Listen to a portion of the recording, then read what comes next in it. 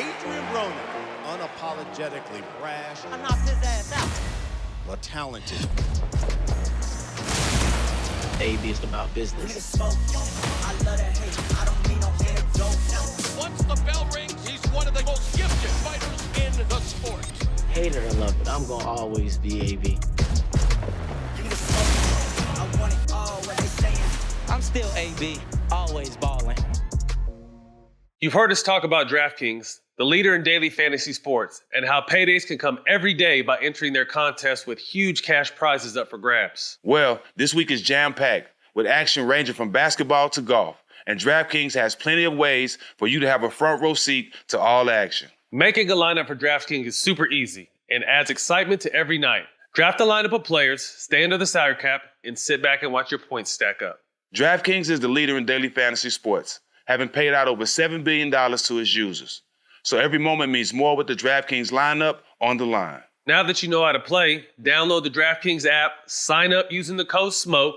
New users will get a free entry with their first deposit. That's code SMOKE to get a free entry with your first deposit. Only at DraftKings. Minimum $5 deposit required. Eligibility restrictions apply. See DraftKings.com for details. Welcome back, man. Season 2 of All the Smoke. We got a real special guest. What's up with you, Brody? With the virtual handshake. I'm gonna tell y'all something that I never told nobody. I want all the smoke.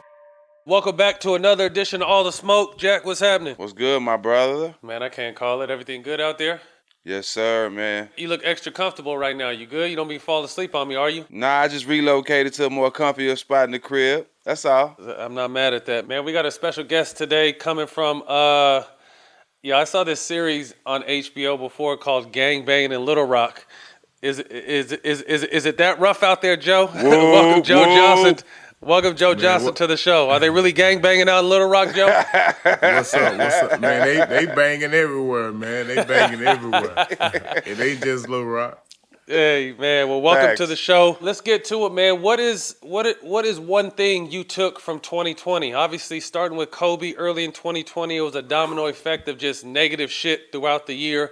What was one thing you took from 2020? Man, just to cherish the things that you have. More importantly, spending, countless hours or time with my kids. Mm-hmm. For me, that was it, bro. I stay in the gym, and if I ain't in the gym, I'm with my kids, vice versa. Absolutely. How many kids and what are their ages? I got 2.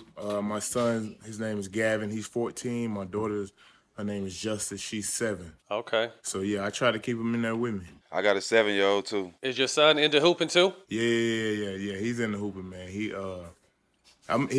trains his butt off. He put in the That's work. what's up. So it'll come. He hadn't hit it. He hadn't hit no spurt yet, no growth spurt yet. But it's funny to kind of see the changes and watch him grow week by week. Like it's crazy. Yeah, no, my twins are 12, so they're on the same. They finally started to want to work out on their own. So like you said, you see those gradual improvements by the day-to-day basis. I enjoy it personally. Oh man, it's fun. It's fun. So in this young NBA season, who's captured your attention, whether that be teams or individual players? I would definitely have to say LaMelo, man. LaMelo has been. He's been great. He's been everything that I thought he would be. Big, tall point guard who has a great feel for the game. And I just love to watch him play, man. The one thing I took from him is he's just out there playing with confidence. And That's what we it all is. Yeah. we all know, we all played a long time. Confidence is everything in this league. And obviously if you get in the league, you can play. But the fact that you have the confidence and the green light, I love the way he's played. He's played like he's been here for a handful of years already. So he's definitely been an eye-opener. I've loved the way he's played. Yeah, very poised, man. I enjoy it. To see how he runs the show, how he sees the floor. Like, as a PG, I mean, you couldn't ask for a better player to put with that team with all them athletes they got. Yep. You look like you in game shape. You ready for that deadline call?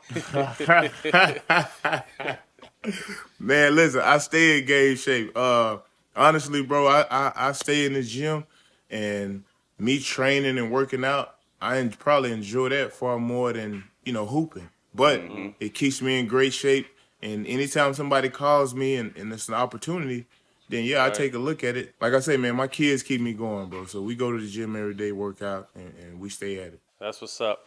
Well, take us back to where it all started. What was your upbringing like, your childhood? Man, it was, I'm the only child. It was just me and my mother.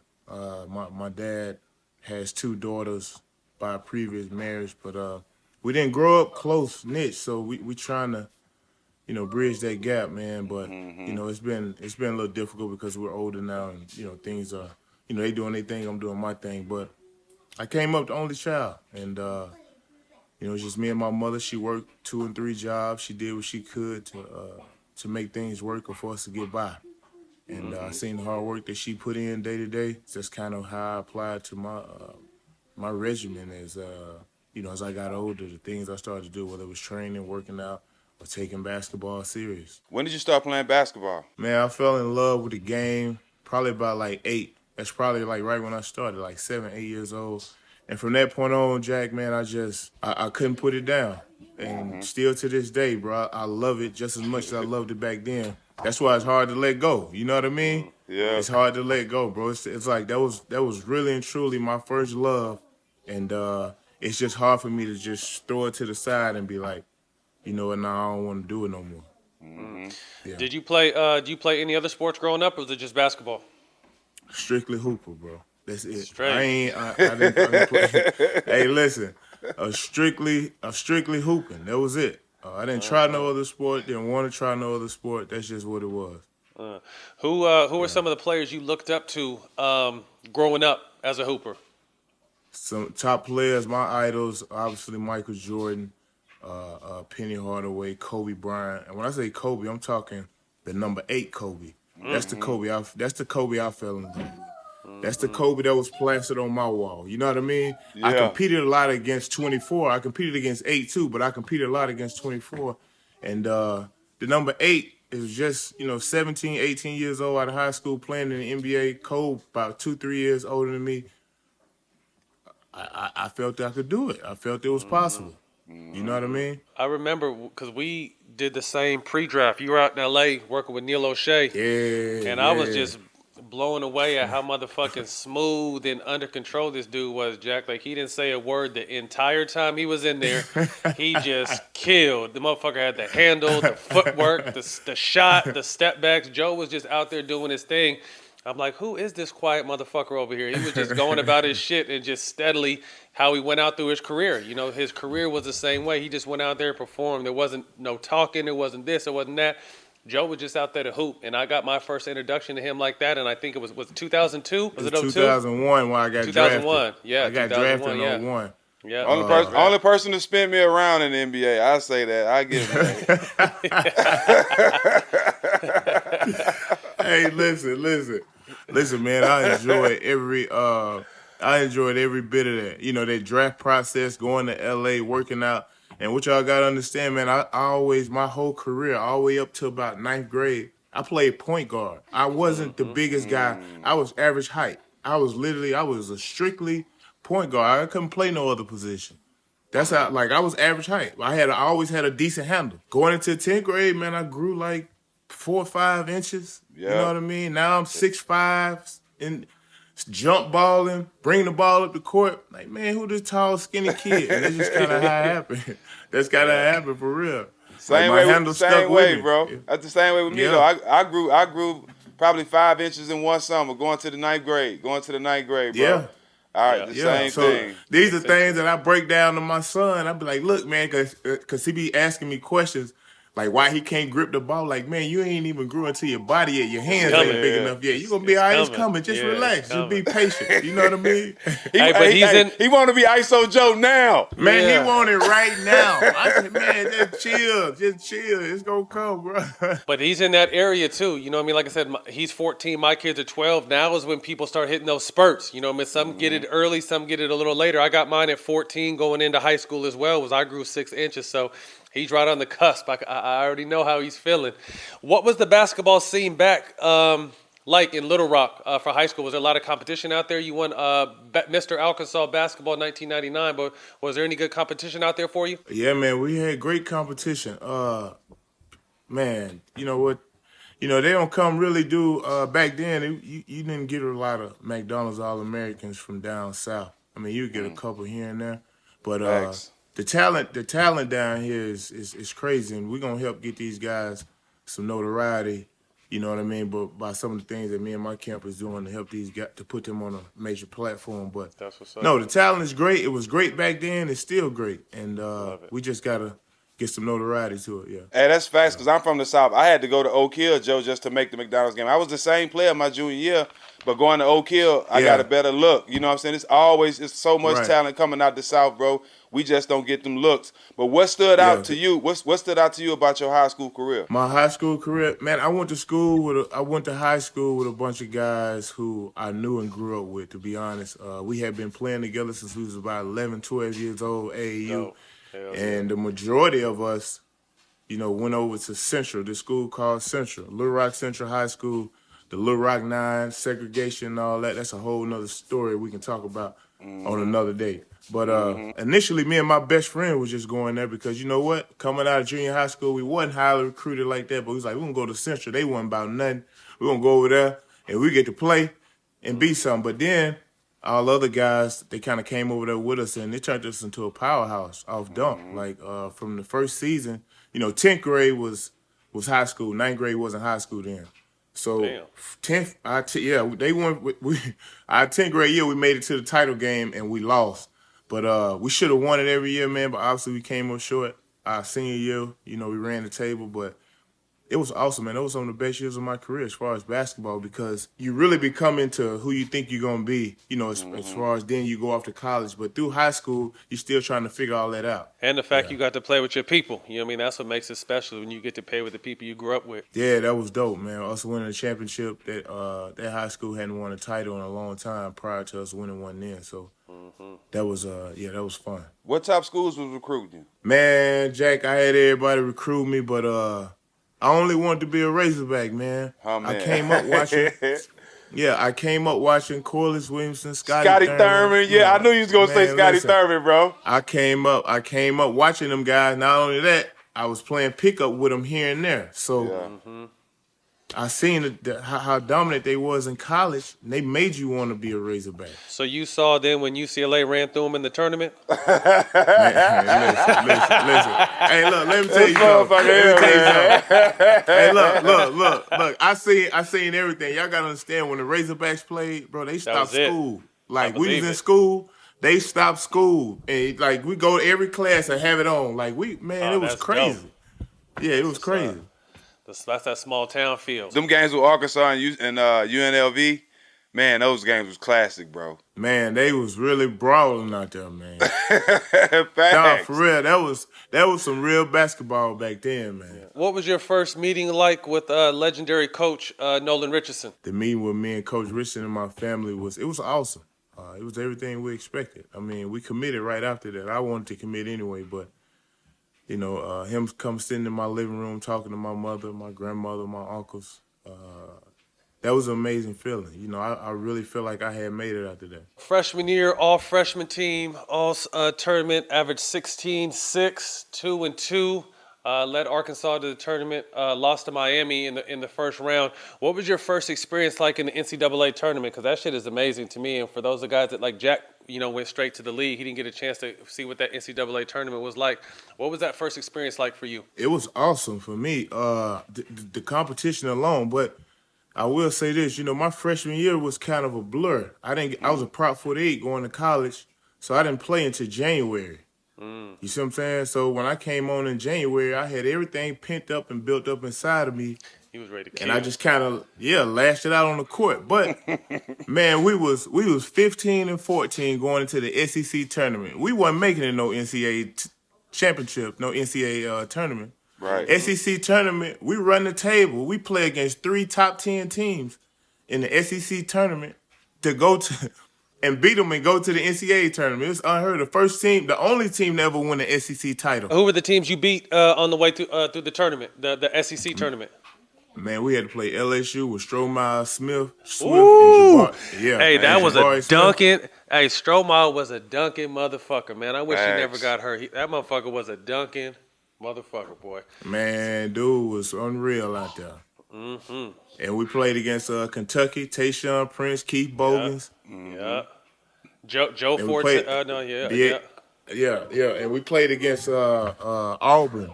Auburn was ranked like number 5 that year. Sophomore year, All SEC second team, honorable mention All-American. You got a chance to play 30 games, 15, 6, and 3. Lost to Georgetown in the NCAA tournament, and then it's time to go. Walk us back to what your college experience like. Obviously, it was a dream to go there. You go there for 2 years, and then you're ready to take your talents to the NBA. It was a scary moment. It was scary because I knew that my dreams was right in front of me.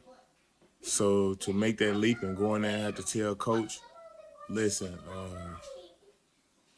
I think I'm gonna enter the NBA draft. That was tough, but you know I went through with it.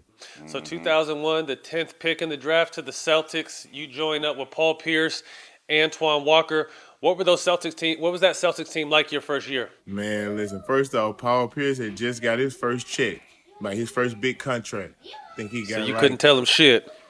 Oh man, and then he had been, Paul had went through, he had went through a lot, man, and with everything he went through, and he got that, and Twan,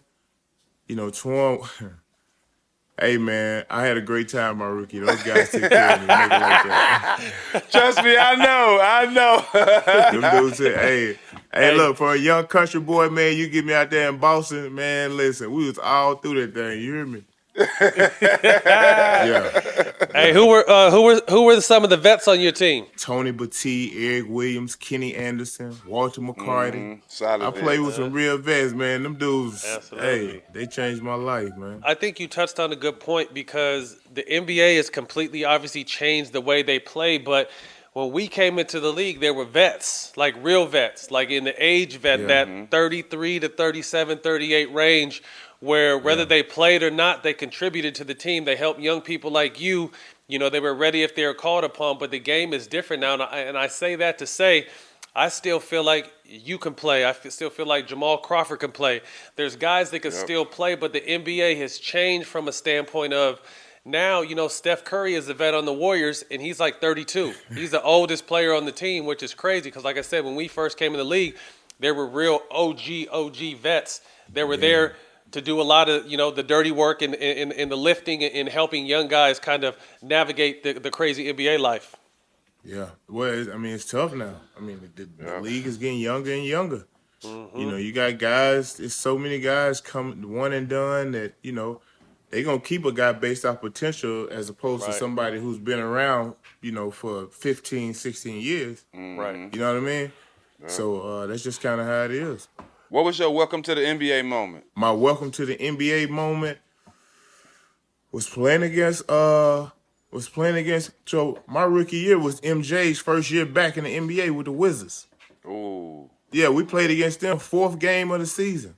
I was starting. Eric Williams get hurt 2nd game of the season, small forward, so they started me, and I got to guard MJ. Paul Pierce like, man, I'm gonna get him in the 4th quarter. I need you to give him the first 3. I'm like, look, I'm like, all right, bet. So, man, we got out there. First off, Twan and MJ talking stuff to each other on the tip, like, you know what I'm saying? So MJ tell Paul, I gotta come all the way back to the NBA just to get a pickup game with you, just to get a run with you. So they all going back and forth the whole game. But I'm like, man, y'all gotta chill. You know what I'm saying? Like I'm the one got to guard this man. But it was a fun moment, man. I embraced the challenge and I had so much fun. But I got so many pictures and memories from that moment. And even the video, like, it was crazy. It was on TNT. Like, I'll never forget it. What did he do that game? What did MJ do? He finished with, like, 30, 32. What'd you do? We ended up getting – I had 16 and 10. Oh, yeah? Okay, yeah. Solid. Playing with Twan and Paul in their prime, that's solid. Yeah, I'm surprised you got enough looks to get 16 with them two. Right. So early in your career, you traded from the Celtics to the Sun for Rodney Rogers and Tony Delk in 2002. Is that when you realized it was a business? Yeah, I didn't realize it was a business. I just thought I wasn't wanted. You know what I mean? Like, I didn't understand that when you create a little value for yourself as a young guy, then, they don't want you to get hurt or they don't want you to mess that value up, so they're going to push you to the side a little bit. I was averaging 14 points a game playing with them as a rookie, And coach came to me straight up and was like, look, man, because we had 2 other rookies, Joe Forte and Kedrick Brown. He was like, we got to give these guys a look. So I sat down. I didn't play for like 17 straight games, DNPs. And then I got traded. Cold game. So what was it like headed to Phoenix? Obviously a great city. What was it like when you first got there? Well, when I first got there, it was Stephon Marbury, Penny Hardaway, Sean Marion. And I right away was coming off the bench backing those 3 guys up. And it was fun, but, I was so inconsistent early in my years that, I didn't even get to play a lot, to be honest. In 2002, 2003, we ended up playing y'all in the playoffs in the first round. And around that time, you was coming to your own. You really was helping carry that team besides Steph and Amar'e. What you remember about this series? I just remember being amped to play, man. I'm going to be honest, I think we were the 8 seed, y'all the 1 seed, Jack. Yep. I knew it was going to be tough to beat y'all, but I know we messed around and won that first game when Steph hit that buzzer beater. Oh, man, from half court, bro, we was destroyed. Hey, I knew that, Steph and Amar'e could dominate. For me, I'm just going to be honest, man, I wasn't that polished to help them dudes and Sean to help them or get them the help that we needed to try to, make a playoff push. It took me another year or 2 before I could, understand that. What changed when Steve Nash arrived the following year? Steve could have averaged 25 and 10. But he chose to average 14 points and 13 assists. We get Steve Nash and Quentin Richardson. Q, that's my guy. With me and Q. Q led the league in three-point makes. I shot 47% from the 3. We was shooting the cover off that thing. And Steve made sure, man, that we ate. That's what it was. I really appreciate him for that, man, because he could have, each and every night, he could have came out and averaged at least 25. Well, you guys kind of really started, or not started, because we touched on it with Golden State, but you guys really brought that small ball, up-tempo pace of game to the NBA to stay. And obviously now everyone plays with that. But what was it like, that style? Because, I mean, at the end of the day, that's the style we all want to play. We all just want to get out and hoop, run, fill the lane, shoot, dunk. But what was it like actually getting to do it in a real-life NBA setting? Man, I don't even know if that was D'Antoni's style from the jump.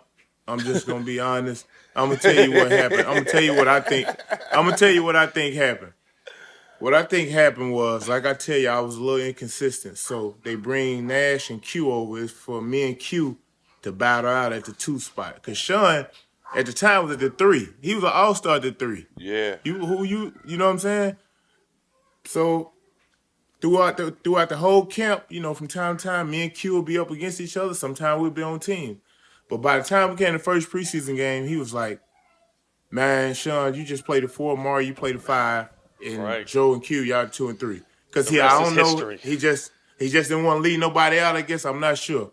And from that point on, we blow through the whole preseason. I'm talking about smashing teams. But, it's the preseason. They like, oh, man, what up? Regular season started, it was the same thing. So the next year, you average a career-high 17 points, get a chance to play in all 82 games. You guys won 61 games. What was it like kind of finding your footing? Because on the outside looking in, that's kind of when you really started finding yourself. What was it like to kind of find and come into your own in that situation? It was fun for me because I played backup point guard. Even though I started at the 2 or the 3, rather, I backed up Steve Nash. When he went out the game, I played the point. And I always loved playing the point because I love making plays and making guys better. So I always took that challenge and had fun with it. Coach D'Antoni trusts me enough, man, to put the ball in my hands through, in tough situations, crunch time, and I just tried to deliver. You had a nice run with Phoenix. 2005, you signed as a restricted free agent. A sign and trade. You got your first nice piece of money. Ching, ching. You feel like your time was up in Phoenix or just you wanted a fresh start in Atlanta? The way it was set up, like if Phoenix scared everybody off from trying to sign me, then they could lowball me and come back with some BS. So I had to tell them, look, let's do the sign and trade. I don't want to come back. I had to. If I didn't, then I'd have came back for peanuts. You know what I'm saying? Yeah. So I had to make a tough decision. Yeah, I had to make a tough decision. That sounds like some Robert Sarver shit over there. Yeah, it was Bum his ass. first year actually. Yeah, he was a bum. So we understand where you're coming from. What did you see for yourself in ATL? Like when you got there, what did you see? I mean, other than the city, you know, I love the city. You know, I had been to Atlanta a few times, but I knew the Hawks wasn't a playoff team. But, you know, I was like, look, man, maybe, you know, in a couple of years we can get this thing rolling and turn this thing around, because I thought the city deserved, you know, a playoff team, a title contending team. And, you know, we was able to turn it around, man. When I first got to Atlanta, man, it didn't even feel like the NBA. Like, no, seriously, we literally had about maybe 300 to 400 people at the games. It was bad, man. It was so depressing, like, to the point where I ain't even want to go out to eat, hang out. I ain't want to do nothing. Like, it was bad. From 2005 to 2010, you have a run of 5 straight seasons, averaging 20 points a game. Once you were able to change the climate and the culture there, getting into the playoffs, 2008 to 2012. You had some memorable matchups, you know, running into the Celtics team of 2008, LeBron's MVP 2010 team, Derrick Rose. What were some of your more memorable playoff moments with that team? Man, probably, you know, to be honest, I had to say the Celtics series against KG and Paul. You guys took them to 7, right? You took them to 7, didn't you? The year we took them to 7 games. We were the 8th seed, they were the 1 seed, and they just couldn't beat us in Atlanta, man. Atlanta, the fans really came out and gave us that 6th man that we needed, because we was kicking their butt in Atlanta, but they was roasting us in Boston. We didn't have a chance. We didn't have a chance in Boston. But they ain't have a Magic City in Boston. In Atlanta, hey, listen, man, we were mopping the people in the A, man, but we couldn't do nothing in Boston. Tough. Who were some of the people you were closest to on that Atlanta team? Guys like Josh Smith. You know, these are guys. This, you know, someone who I talk to still today, and I mean, he's my neighbor. Marvin Williams. When we got little Jeff Teague, Josh Childress. You know, all those guys were young in age, and you know, not far apart from me. At least 2-3 years far apart from me. So, you know, all those guys were cool. Was Jamal there with you at all? Crawford? Yeah, I played with Jamal Crawford for 2 years, man. That dude there is a clown. How many? He tickling shit out of you the whole time? Man, what is wrong with this dude, man? What is wrong with him? He don't even say a word to you, Matt. He just walk up to you and start tickling you. He don't even say a word to you, bro. With them fingers, he'll poke you right in your fucking ribs. Man, what's wrong with that dude, man? Hey, nah, that was my boy, though. That was my boy. Yeah, shout out Jay Crawford, man. Shout out Jamal. We got to get Jamal on the show, man. Yes, I can't believe y'all ain't had him on here. Yeah, I know he got a lot to say. Yeah, absolutely. So what led to you making the move from Atlanta to Brooklyn? I don't know, man. Maybe timing. You know, I got a phone call. They asked me, it's like, man, what you think about playing, you know, with the Brooklyn Nets? And at that time, the Brooklyn Nets was going to be their first year. So I was like, whatever. It's New York, whatever. And 2-3 days later, I was traded. That's kind of how it happened. So you're trading for Jordan Farmer, Anthony Morrow, Petro, Deshaun Stevenson, and Jordan Williams for a first-round pick. What was that experience like? Obviously, a new Brooklyn team. Like you said, you're in New York. What was that experience like? It was nothing like no other. I had a great time playing in New York. It was awesome. I never thought I'd be playing in New York, and I thought Brooklyn was a great franchise, and still is. And I just enjoyed it. I enjoyed the whole process. I had great teammates. You know, obviously I wish we could have, you know, done something special, but we didn't. But it was fun. I got a chance to see Darren Williams at his best, bro. And, you know, we lost to him in the playoffs. How was it playing with him, and how good was he at his best? He was great. You know, I think, you know, whenever he had his mind made up, man, to attack and make guys better around him, couldn't do nothing with him. I mean, he couldn't do nothing with him, because I've seen him accept the challenge, you know, night in and night out against guys who, you know, he may have heard whispers that was better than him or things of that nature. So I've seen him accept the challenges and you know, and answer that. So, yeah, I knew he was a top point guard. The blockbuster trade of 2013 that brought Paul Pierce and Kevin Garnett to Brooklyn, along with Jason Kidd as the head coach. What was the energy like around the city, and what was your excitement level like to be able to have these guys team up with you? Oh, the energy around the city was crazy. You know, I mean, the buzz was It was sick. We was a title contending team. We was a team that was supposed to beat Miami. And honestly, I felt that way. I thought that we really had the team to give them a great run, man. You know, those guys brought that pedigree, that championship pedigree that we needed as a team to get guys like myself, Darren, and Brooke over the hump. So they were great. They did their part, man. We just came up short. But the journey was fun, man. Getting to know, KG and getting to know Paul on another level. That was fun for me. What was it like teaming up with them as teammates? Obviously, you got a chance to team up with Paul your rookie year. You know, you're several years into the league now. You've established yourself as one of the best players in the league. What was it like having those guys around in the locker room, and what are some of the crazy stories you guys had as a team? Well, KG got a story every day. He got a different story every day. Every day he gonna be in full sweat telling you the story too. So I look forward to getting to practice because he was always the first one at practice. You could never beat him in practice first. But anytime I got there, he always had a story for me. So he was definitely one of the guys who I used to always, nitpick and ask him questions. And he's a hell of a teammate. He's just, a guy to compete against. You probably have problems with, but as a teammate, bro, you will love him. No, we had him on the show, and I only got a chance to compete against him the whole time, but getting a chance to meet him off the court and know him now, it's crazy because you would think like his energy is like, is that fake? Is that this? Is that? That's the motherfucker you get when the game is going and in real life sitting next to you chilling. The same energy, the same kind of talk, the same sweat, the same crazy stories. Is what you get on and off the court with him. So it was fun seeing that. The energy was great. Jason Terry was with them too. So he's a whole character. Oh my God, the energy was crazy. But like I said, man, they kept us focused day in and day out on what the prize was, on ultimately what we was trying to do is win the title, and we just tried to gain that chemistry the whole year, but. We dealt with so many injuries. Brooke he broke his foot and was out for the whole year. And we was playing through Brooke.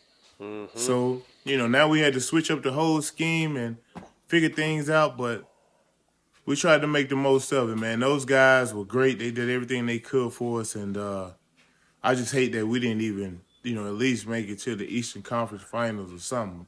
I just thought that they put that team together for us to really compete. Obviously, the goal was to make it to the finals. You guys fell a little short, but, that playoff process, you guys had a thrilling 7-game series against Toronto, where Paul Pierce comes up big with that shot. What was the process like trying to get to the finals that year? Because obviously you guys had the team you felt that was good enough to beat LeBron and them.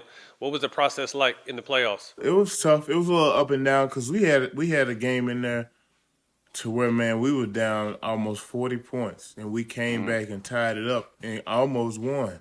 I think throughout every game we learned something that, you had to be consistent for 48 minutes. And I think for me, that was probably the most thing the thing that I seen the most. Like, we put together a good half or two or 3 quarters, but we wasn't finishing games.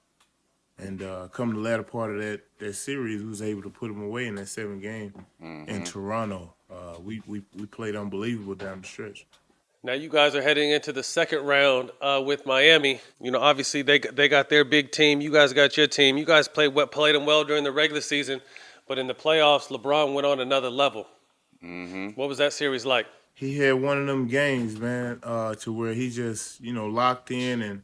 I think he scored like 49 points, but it was just him being ultra aggressive and just taking everything we gave him. When he's knocking down them deep jumpers, ain't nothing you could do. You at his mercy. He just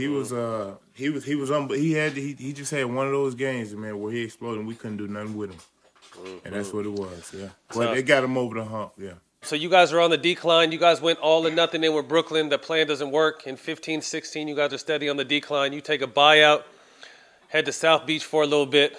What was Miami like? Man, it was everything you can imagine. Trust me, we know. First off, they first class. Listen, they first class, first and foremost. And, man, you're going to put in the work. There ain't no cutting no corners around now. You know what I mean? Like, they do weight and body fat every Friday, so if you don't make weight and body fat, it's gonna be trouble. So, I looked forward to that, and I needed that type of discipline, man, when I was playing. So, I had a great time in Miami, and I took a lot of things from that place that I still use today in my daily life. Yeah.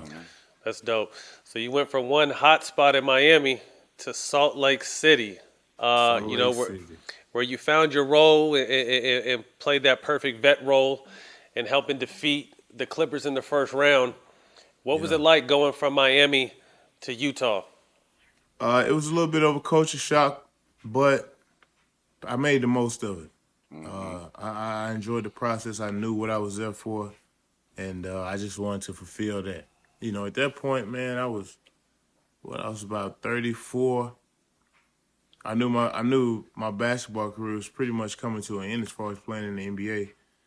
But I wanted to go out there and help those young guys win, and we put together a great game plan. You give Quinn and his coaching staff, a great amount of credit because of what they doing now. It does not surprise me, man. That man is a genius. Yeah, we've been talking a lot about him. You got a chance to play too with the young Gordon Hayward, who we talked about earlier in one of our other shows, who's kind of finding his footing again in Charlotte. How good was Gordon Hayward healthy in Utah? Gordon's great. I mean, he's a 3-level scorer. Get to the cup, mid-range, 3-ball. He's good off the bounce, and good in pick and rolls. He made guys better. I thought he was great. I think he's a great talent, and he's showing and proving that now, in Charlotte. Yeah. Yep. Nickname ISO Joe. I kind of changed your name, bro. I kind of switched your name up a little bit. See, people don't know you one of the original Jordan guys. You know what I'm saying? You one of the original Jordan guys. So I changed your name, especially after the battle we had in the championship and after you ran through the big three. I changed your name to Airso Joe. When was the name Ice? I'm calling you Airso Joe from here on out. But when did the name ISO Joe officially? When was the name officially born? I don't know when, man. I'm gonna be honest, because when I be seeing some late game footage, like older game footage, I can hear the announcer say ISO Joe. I just remember it really coming alive in Utah. In that Clippers series. I remember hearing it so much, and it just kind of stuck with it. It seems like throughout your career, you've always been willing to take and make the big shots down the stretch. You've always been a clutch performer. Has it just always been that way? Was there a point in the league where you felt like, okay, I could do this? Or have you always had that thought process even coming into the NBA? Man, you know what? It's just a knack that I've had since high school, man. I've in late game situations, I've always been pretty good. I just try not to let my team and coaching staff down in those moments. In those moments of needing a bucket or needing a stop. But more importantly, it's just I just love those moments, man. I mean, we all have them. We all count down, shoot the shot. I just love being in those situations. Hey, I think Matt, though, with him, it's a little different because he already like a laid back type of cat, and in games he got that Tim Duncan gene. You can't rattle them, you can't frustrate them. They always that even kill.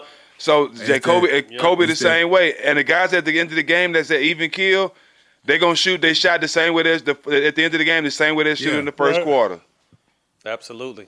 That's that poise and patience. Absolutely. Yeah, that's what I be preaching, bro. Poise and patience. I teach that to my son. I teach that to all my kids who we train, and because if you got that, there's nothing that can rattle you. Yeah. It's key, and very few players have it. Are there any shots in your career that stand out the most? You've hit a lot of big ones. Any ones that you remember, like, okay, hell yeah, that was it? Anything that stands out? I know you got to go through a lot of game winners.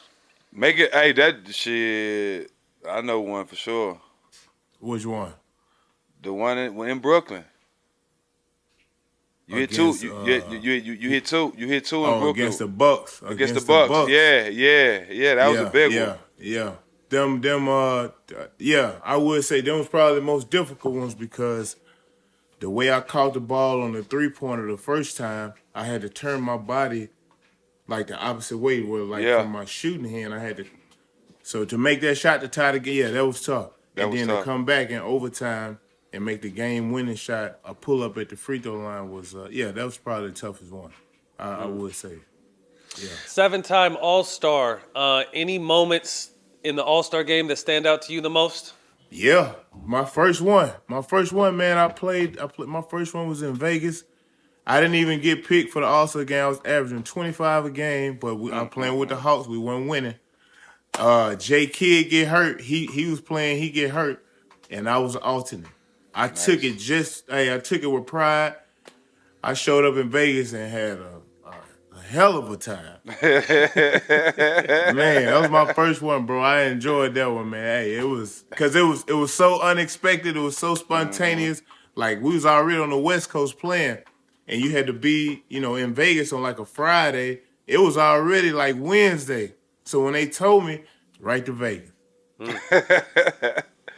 Man, we had a ball. Me and my homies went there and had a ball. I was going to say, that's the All-Star game that the Pac-Man Jones got in trouble at in Vegas, right? It was the NBA that he got to some shit, right? Yeah. Toughest opponents throughout your career?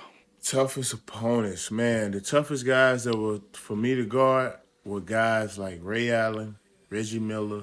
That moved a lot. Rip Hamilton.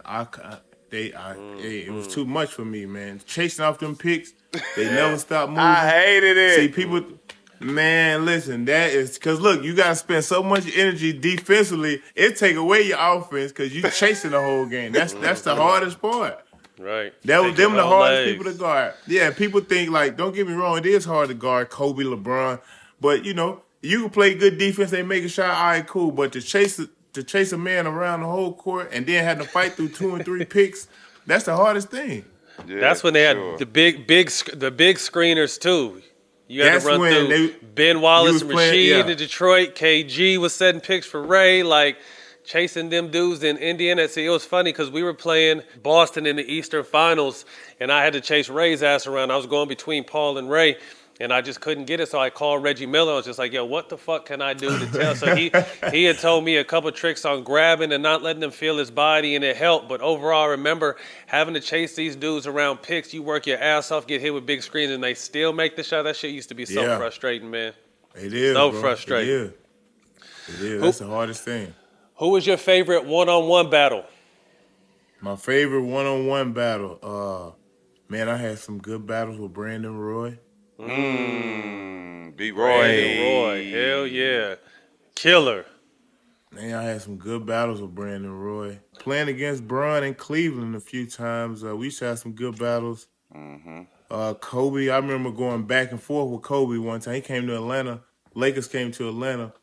And, man, probably by like the last 14 points, 15 points, it was just me and him going back and forth. And, and when Lakers come to Atlanta, you'll see number of Laker fans in there. Yeah. And, man, they was going crazy. But those definitely moments that I remember. You mentioned Brandon Roy as one of your favorite matchups. What made him so special? I feel like he's someone who gets lost in the mix and probably one of the greatest what-if stories in the history of the game. What made Brandon Roy so special in your opinion? He just knew how to play, man. He had a great pace. He had a great pace to his game, and he was an underrated defender. I thought he was a pretty good defender. And he really made me lock in when I played against him. That's why I say he was one of the good matchups because he was a quiet guy also, but he got it done. Yeah.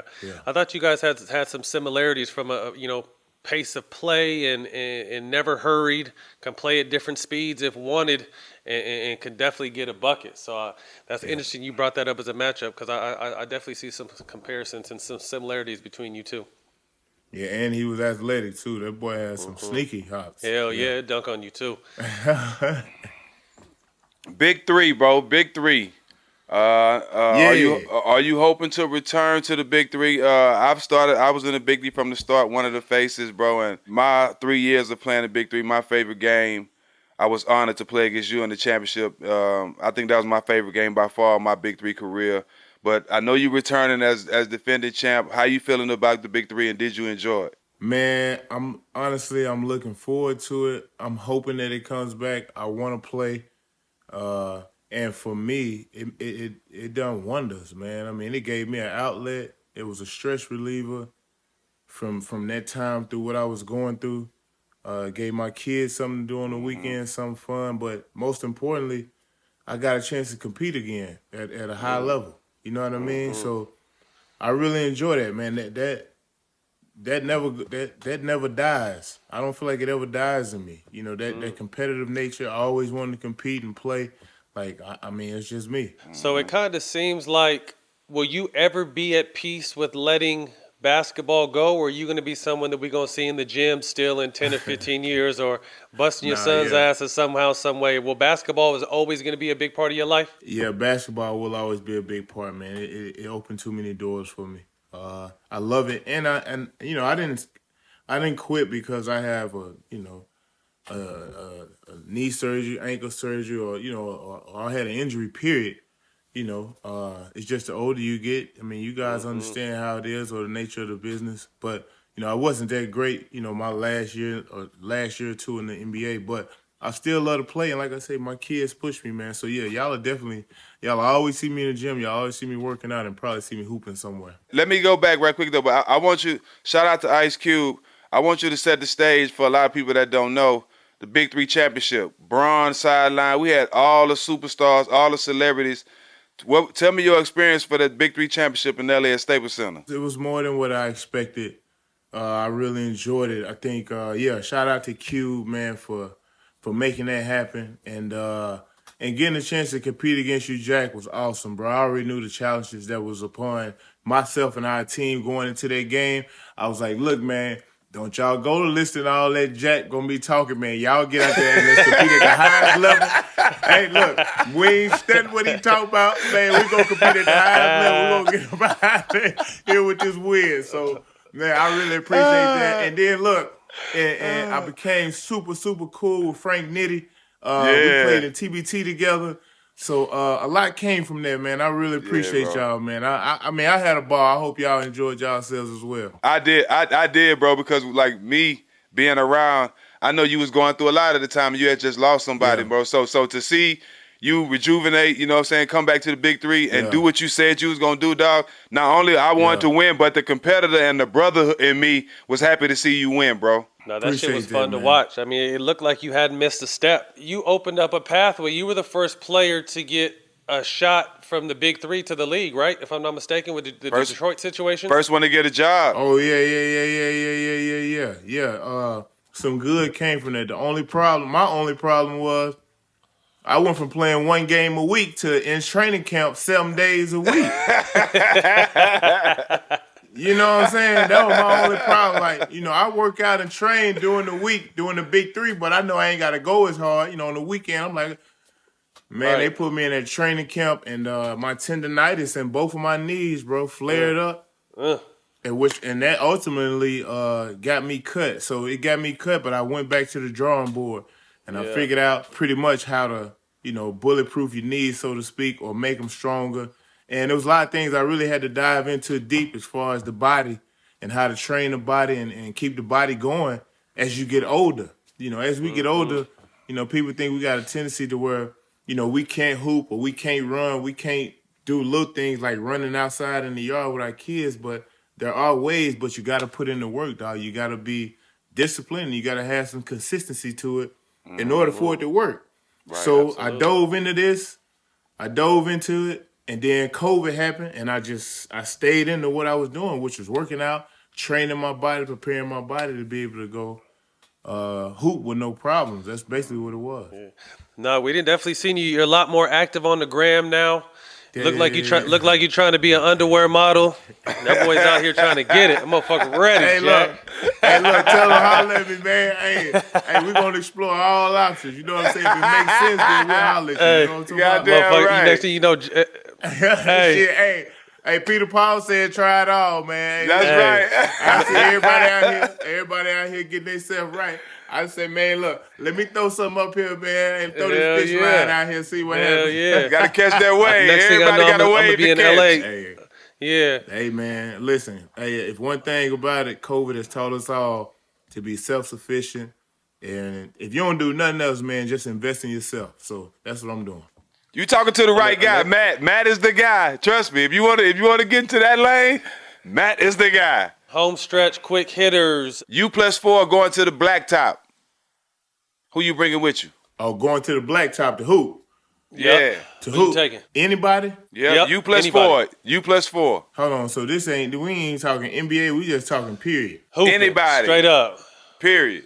Oh, man, I'm bringing the homies from around the way. I got 4 people around here, man. I'm putting against anybody. We're going to be good. We're going to be good. We're going to be good. But Joe, but what they don't know, you brought 2 people from your Arkansas team and won a Big 3 championship. Right. We played college ball together. Me, Yeah. Janario Pargo, and Sigario Gibson. We played college ball together. Yep. That was another thing that enticed me to play in the Big 3. And I remember seeing Cube at the combine. Cube was like, hey, look, I'm going to tell you right now, you better not be picking your homeboy, man.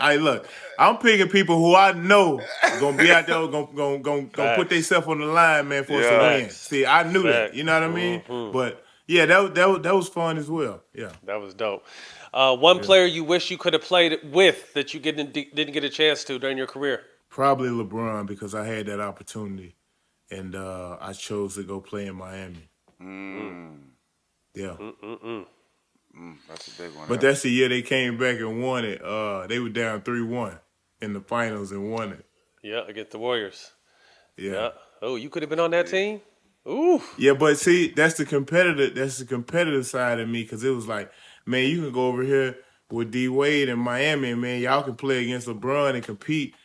That's just what I had in me. I was like, man, I'm going over here with D Wade, because at the time the Heat was still good. They was like number 5 in the East, and I was like, I can help. And I think we got up to like 2 or 3, but we ultimately Whiteside, he got hurt in the playoffs, man. We played against Toronto. I'm out there playing the 5. Oh Lord. No, Hey, look. The funny part, that's how Bismack got paid. Biombo. He got paid out there. Because he was playing against a small forward?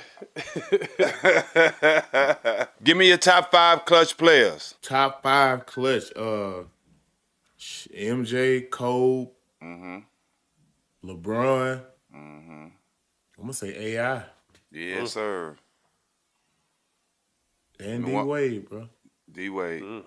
Solid list. That D-Wade first championship, man, that man carried that team. Man, he was unbelievable. He averaged like 37 in the finals, I think he averaged. That man was unreal out there. Five dinner guests, dead or alive? 5 dinner guests. Bernie Mac. Rest in peace. Nice. Yeah. Rest in peace. Bernie Mac. I don't know how to think about that one, guy. That's a good one. Yeah, 5 dinner guests, dead or alive. You got Bernie Mac. I'm gonna have to come back to that one, man. That's a good question. Mac, Bill Clinton. Ooh, okay. That's a first. Yeah. Arkansas, man. I say Bill Clinton because he from here. Yeah, of course. Arkansas connection. I definitely put Obama in there. Yep. 2 more. Okay, so that's two presidents I'm sitting down with. Yep, 2 presidents. Yep. And Bernie. And Bernie. So yeah, we're gonna have some jokes. Yeah, bring my mom with me then. You sitting there, don't lie. Bring Mom Dukes with me. Yeah, get right there. Right there. With me, yeah. Right there. Gotta have moms there to make it right. Yeah. Who do you want to see on the show? Who do you want to see on All the Smoke? But before you answer this question, you have to help us with the answer. Whatever your answer is, you got to help us get that person on. Okay, who do I want to see on All the Smoke? Yeah. We was talking about him earlier. Y'all got to get Jamal Crawford on here, bro. Yeah, Jay Crawford. Good call. Yeah. Good call. To hit Crawford. I need to hit him, tell him, hey, man, them folks looking for you, man. Hey, hold on, Matt. Hey, Joe. I know that Southern talk. Hit him with the same lingo you just hit us with. You want me to hit them folk? You want me to hit them folk and tell hit him with that same thing, you man. Want me to hit them folk, man. Them people looking for you, man. They trying to see what you got going on, man. Yeah. Yeah, bro. Yeah. I got y'all, man. That's what's up. My boy, we appreciate you, dog. Man, thank you, Joe, for your time, man. Thank you. That's a wrap. Thank you, man. Joe, thank you for your time. You can catch this on Showtime Basketball YouTube and the iHeart platform, Black Effects. We'll see y'all next week. Peace.